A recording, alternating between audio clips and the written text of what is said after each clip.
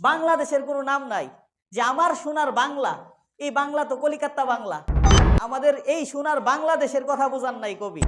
আমাদের বাংলাদেশের একটা সঙ্গীত আছে না, জাতীয় সঙ্গীত, পরিবর্তন করা দরকার। কেন দরকার কি বলেন? প্রশ্ন আসে না যে এতদিন চলে আইছে, এখন পরিবর্তন করার কি দরকার? এটা আজ না, আরো অনেক আগে থেকেই এটা পরিবর্তন করার জন্য আলেম ওলামারা কি করছে? প্রতিবাদ করছে। শায়েখ আব্দুর রাজ্জাক বিন ইউসুফ, তারপরে এনায়েতুল্লাহ আব্বাসী, মামুনুল হক, তারপরে আল্লামা জুনাইদ বাবুনগরী, ওনারা আজ থেকে নিয়ে আরো 3 বছর আগে একটা ভিডিও আছে ইউটিউবের মধ্যে, যে ওনারা এই বাংলাদেশের যে সঙ্গীতটা আছে এটা নিয়ে প্রতিবাদ করছে। খবরের হেডলাইনের মধ্যে লেখছে কি, তারা হলো মৌলবাদী, তারা হলো জঙ্গিবাদী, তারা হলো দেশ বিরোধী, তারা হলো স্বাধীনতা বিরোধী। এতদিন মানুষের জঙ্গি জঙ্গি বইলা কি করছেন? মানুষের উপর একটা ট্যাগ লাগাইছেন। এখন এই জঙ্গি শব্দটা মানুষ খায় না। রাজাকার শব্দটা এখন সবাই বুক ফুলায় বলে আমি রাজাকার। এই সঙ্গীতটা কে লেখছে বলতে পারেন নামটা? রবীন্দ্রনাথ ঠাকুর। উনার জন্ম হলো 1861 সালে, আর উনার মৃত্যু হলো 1941 সালে। আর এই কবিতাটা তিনি লিখছেন 1905 সালে। আর আমাদের বাংলাদেশ স্বাধীন হয়েছে 1971 সালে। এখন বলেন তো, এই কবিতার সাথে আমাদের স্বাধীনতার সাথে কোনো সম্পর্ক আছে? কোনো সম্পর্ক নাই। 1905 সালে কলিকাতার মধ্যে এক সমাবেশের মধ্যে তিনি এই গানটা প্রথম গাইছেন। উনি আমাদের বাংলাদেশ নিয়ে এই সঙ্গীত গায় নাই। এটা পরিবর্তন এই জন্য দরকার, এটার দ্বারা আপনার ইমান নষ্ট হইতেছে। কি বলেন? এটার দ্বারা কি শুধু আওয়ামী লীগের ইমান নষ্ট হইতেছে না, বিএনপির লোকেরও ইমান নষ্ট হইতেছে? বরং প্রত্যেকটা মুসলমান নর নারীর যদি এই সঙ্গীতের উপর সকলের বিশ্বাস থাকে, তাহলে তাদের ইমান কি হয়ে যাবে?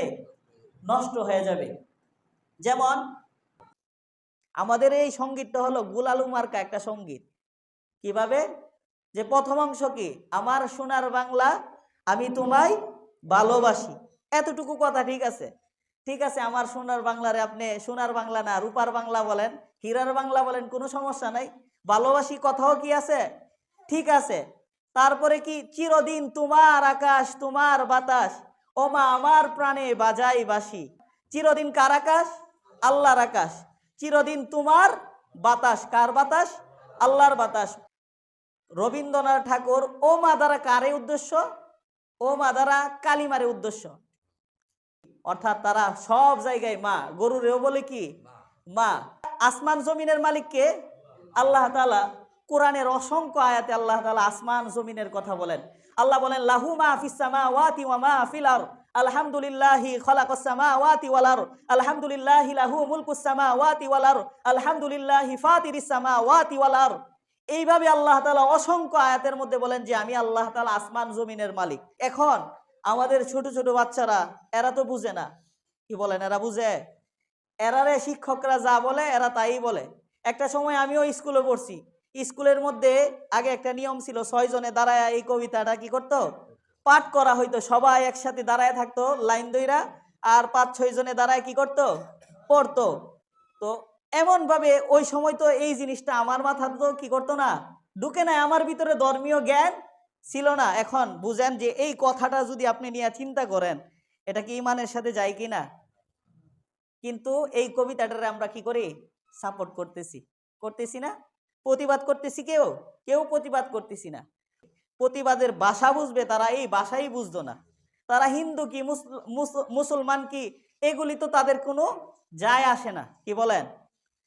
তো এর মধ্যে আরেকটা কথা আছে যে যদি পুরাটা গান আমি বলি, তাহলে আপনার প্রত্যেকটা লাইনে লাইনে ব্যাখ্যা করলে অনেক সময় লাগবে। এর মধ্যে আরেকটা লাইন আছে যে যে ওমা তোমার পায়ের নিচে আমার মাথা দিলাম কি করে? নত করে। তোমার পায়ের ধুলিতে দেও তুমি আমার জীবনটারে রাঙ্গিয়ে। কার নিচে দিছেন আপনি? যে হিন্দুদার যে কালিমা, তার তার পায়ের নিচে আপনার মাথারে কি দিছেন? সৈপা দিছেন। আর ওনার পায়ের ধুলিতে আপনার জীবনটারে রাঙ্গাইয়া দিব। কি বলেন? কালিমা জীবন রাঙ্গাইয়া দিব? হিন্দুদের কালিমা আপনার জীবন রাঙ্গাইয়া দিব? যদি আপনার এই বিশ্বাস থাকে, ইমান থাকবে? এই কথাটাই তো শিরিক। এই কথাটা কি? শিরিক। আল্লাহ বলেন ইন্নাল্লাহা লা ইয়াগফিরু আন ইউশরাকা বিহি ওয়া ইয়াগফিরু মা দুনা যালিকা লিমান ইয়াশা ওয়া মান ইউশরিক বিল্লাহি ফাকাদ ইফতারা ইসমান আযীমা। আল্লাহ তাআলা বলেন নিশ্চয়ই আমি আল্লাহ তাআলা সমস্ত গুনাহ মাফ করে দিব, কিন্তু আমি আল্লাহ তাআলার সাথে যদি কেউ শিরিক করে, অংশীদার করে, আমি আল্লাহ তাআলা কখনোই মাফ করব না। ইন্নাহু মান ইউশরিক বিল্লাহি ফাকাদ হাররামাল্লাহু আলাইহিল জান্নাতা ওয়া মাওয়াহুন নার ওয়া মা লিয-যালিমিনা মিন আনসার। আল্লাহ বলেন যে ব্যক্তি আমি আল্লাহ তাআলার সাথে শিরিক করবে তার জন্য জান্নাতকে আমি চিরদিনের জন্য হারাম করে দিব, তার স্থান আমি আল্লাহ তাআলা জাহান্নাম দান করব। সবচেয়ে বড় জুলুমের নাম কি? শিরিক। তো এই শিরিক আজকে আমাদের প্রত্যেকটা ঘরে ঘরে ঢুকে গেছে। আপনি বলবেন হুজুর আমি তো এই গজলটা গাই না বা এই সঙ্গীতটা গাই না, তাহলে আমি কেমনে শিরিক করলাম? আপনার ছেলে স্কুলে পড়তেছে কিনা, আপনার মেয়ে পড়তেছে কিনা, সে গাইতেছে না, কি বলেন? সে তো নাবালক, আপনার থেকে সে শিখার দরকার ছিল, কিন্তু আপনি তো কোনোদিন তারে বুঝান নাই। বুঝাইছেন? আপনি নিজেও বুঝেন না যে এই বিশ্বাস, এই আকীদা যদি থাকে তাহলে আমাদের ঈমান কি হয়ে যাবে? নষ্ট হয়ে যাবে। দেখেন প্রত্যেকটা দেশের জাতীয় সঙ্গীতের মধ্যে দেশের যত গুণগান আছে, দেশের যত কিছু আছে সবগুলি কি করে? তুইলা ধরে। কেন ধরে? যে দেশের মানুষ যেন উদ্বুদ্ধ হয় এবং দেশের মানুষ যেন দেশকে কি করে? ভালোবাসে। কিন্তু আমাদের দেশের অবস্থা এমন হয়েছে যে আমাদের দেশের যে সঙ্গীতটা আছে এটার মধ্যে দেশের কিছুই নাই। কি বলেন? ৫৬,০০০ বর্গ মাইলের কোনো ইতিহাস নাই, বাংলাদেশের কোনো দৈর্ঘ্য ইতিহাস নাই, বাংলাদেশের কোনো প্রস্তুত, যে বাংলাদেশের যারা স্বাধীনতা করেছে তাদের কোনো ইতিহাস নাই, বাংলাদেশের কোনো নাম নাই। যে আমার সোনার বাংলা, এই বাংলা তো কলিকাতা বাংলা। এটা কি বাংলা? কলিকাতা বাংলা বুঝাইছে। আমাদের এই সোনার বাংলাদেশের কথা বুঝান নাই কবি। এই কবি রবীন্দ্রনাথ ঠাকুর সে মুসলিম বিদ্বেষী ছিল, সে ইসলামের ক্ষতি সব সময় করেছে। ঢাকা যে বিশ্ববিদ্যালয় হয়েছে, ওই বিশ্ববিদ্যালয় করার সময় সে বলে চাষার ছেলেরা কি বিশ্ববিদ্যালয়ে লেখাপড়া করবে? তাহলে চাষের কাজ করবে কে? কি বলেন? চাষার ছেলেরা বিশ্ববিদ্যালয়ে পড়বে। বাংলাদেশের অনেক সুনাম করছে না? কি বলেন? গাই দিছে।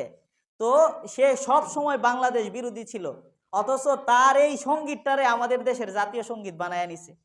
হাজার হাজার জাতীয় সঙ্গীত হওয়ার মতো যোগ্যতা রাখে এমন অনেক গান আছে, কবিতা আছে, গল্প আছে, কিন্তু এইগুলিরে কি করতেছে না? জাতীয় সঙ্গীত হিসেবে কি করতেছে না? ঘোষণা করতেছে না। আমাদেরকে এই শিরিকের মধ্যে কি করছে? লাগায়া রাখছে। কি বলেন? এখন আপনারা বলবেন হুজুর এটা থেকে বের হওয়ার রাস্তা কি? সরকার যদি পরিবর্তন না করে, এখন আমরা যদি সবাই আওয়াজ করি তাহলেই সরকার বাধ্য হবে যে এটা পরিবর্তন করার দরকার। আল্লাহ তাআলা আমাদেরকে বুঝদান করুন। যারা ক্ষমতায় আছে তাদেরকে আল্লাহ তাআলা বুঝার তৌফিক দান করুন। আর আমরা আমাদের সন্তানদেরকে এই সঙ্গীতটা শিখাইব না, তাদেরকে এটা থেকে কি করব? বিরত রাখবো।